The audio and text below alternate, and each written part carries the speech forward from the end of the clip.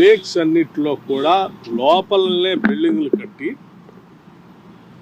ఆ లేక్స్ని ఆక్రమణకు గురి అయిపోయి మట్టితో నింపేసి నగరానికి లేక్స్ లేకుండా చేయటం వల్ల చాలా ఇబ్బంది జరుగుతూ ఉంది. నగరానికి పారుతున్నటువంటి వర్షానికి పడినటువంటి నీళ్లు కానీ, లేకపోతే ఇతరత్ర డ్రైనేజ్ వ్యవస్థ కానీ, లేకపోతే ఇతరత్ర పడిన వర్షపు నీళ్లు పోవటానికి కావాల్సిన విధంగా ఉన్నటువంటి లేకులు కానీ లేకపోబట్టి నగరవాసులంతా కొన్ని సంవత్సరాలుగా వాళ్ళు పడుతున్నటువంటి ఇబ్బందులు కూడా చూశాం. దీన్ని దృష్టిలో పెట్టుకొని భవిష్యత్తు నగరవాసులు ఎవరికి కూడా గత పాలకులు కానీ మన పూర్వీకులు కానీ మనకి కట్టించి అందించినటువంటి ఈ లేక్స్ ఏమీ కూడా ఆక్రమణకు గురి కాకుండా ఉండాలనేటువంటి ఆలోచనతో ఏర్పాటు చేసింది HYDRAA. HYDRAA is to protect the lakes of the Hyderabad and other government properties. So దీన్ని ప్రజలంతా కూడా ఆహ్వానిస్తూ ఉన్నారు. సరే, ఎవరైనా కూల్చినటువంటి ప్రాంతాల్లో కట్టుకున్నటువంటి వాళ్ళు ఇల్లీగల్గా కూల్చారు, మాకు నోటీస్ ఇవ్వలేదు అంటే నాకు తెలిసి రాష్ట్ర ప్రభుత్వం నుంచి చేసే ప్రతి పనికి ముందుగానే నోటీసులు ఇస్తూ ఉన్నారు. అట్లాగే వాటన్ని లేక్స్లో ఎక్కడైతే కట్టారో బఫర్ జోన్ కూడా కాదు, లేక్స్లోనే నేరుగా లేక్స్లో కట్టినటువంటి వాటిపైనే ముందుగా చర్యలు తీసుకుంటున్నారు. దీనికి ప్రజలందరూ కూడా సహకరించాలని కోరుతా ఉన్నాను. నేను ఇంకో విషయం కూడా చెప్తా ఉన్నాను. నా శాఖలో నా దగ్గరే ప్లానింగ్ డిపార్ట్మెంట్లో ట్రాక్ ఉంది, రిమోట్ సెన్సింగ్.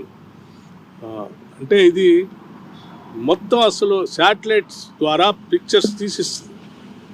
2014 కంటే ముందు, రాష్ట్ర విభజన జరగక ముందు అలా ఎన్ని చెరువులు ఉన్నాయి హైదరాబాద్ చుట్టూ శాటిలైట్ పిక్చర్స్ ద్వారా తీసినటువంటి మ్యాప్స్ అన్నీ సమాచారం తీయమని చెప్పారు.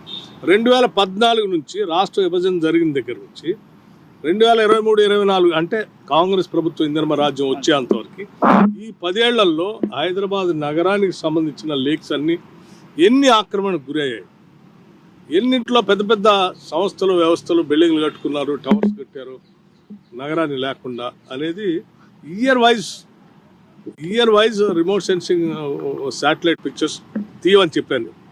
వాటన్నిటిని తీసి అధికారికంగా వారికి అందిస్తున్నాం. వాటన్నిటిని ప్రజల ముందు కూడా పెడతాం.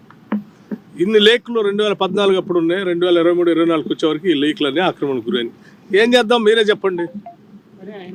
ప్రజలకి ఏదైనా, నేను అదే చెప్పేది, రాష్ట్ర విభజన జరిగిన దగ్గర నుంచి అప్పుడైనా ఇప్పుడైనా ఎప్పుడైనా సరే సో చట్ట ప్రకారం చట్టం లోబడే నిర్ణయాలు తీసుకోవాలని చెప్పి అట్లాగే జరుగుతుంది. ఎన్ని చెరువులు ఆక్రమణకు గురైనాయి సార్? ప్రాథమికంగా పర్సెంటేజ్ చెప్పండి సార్. ఇప్పుడు కేవలం ప్రతిపక్ష నాయకుల ఆస్తులపైకి వెళ్తున్నారు అనేది ప్రధానంగా మీ పైన మేము అందుకే చెప్తా ఉన్నాను కదా, చాలా స్పష్టంగా మొత్తం లెక్కలతో సహా ప్రజల ముందు పెడతామని. ఇంకా ఇబ్బంది ఉంది, గొడవ పార్టీ అయినా సరే ఎవరిని వదిలేరు సార్? అధికార పార్టీకి ఇది మీరందరూ అర్థం చేసుకోవాల్సింది ఒకటి, ప్రభుత్వం అనేది ప్రజల అవసరాలని, ఆస్తుల్ని, వారి జీవితాలని ప్రొటెక్ట్ చేసుకుంటూ ముందుకు తీసుకుపోయేది. ఇక్కడ అధికార పార్టీయా లేకపోతే ప్రతిపక్ష పార్టీ అనేది అంశం కాదు. ప్రజలకు సంబంధించిన నగరాన్ని, ప్రజలకు సంబంధించిన లేక్స్ని కాపాడటం అనేది ప్రభుత్వం యొక్క ప్రధాన బాధ్యత. ఆ బాధ్యత చేస్తుంది. ఈ బాధ్యత వద్దని ఎవరైనా కోరుకుంటే ప్రజలు మనల్ని తప్పుపడతారు. అటువంటి చేయొద్దని కోరుతాం.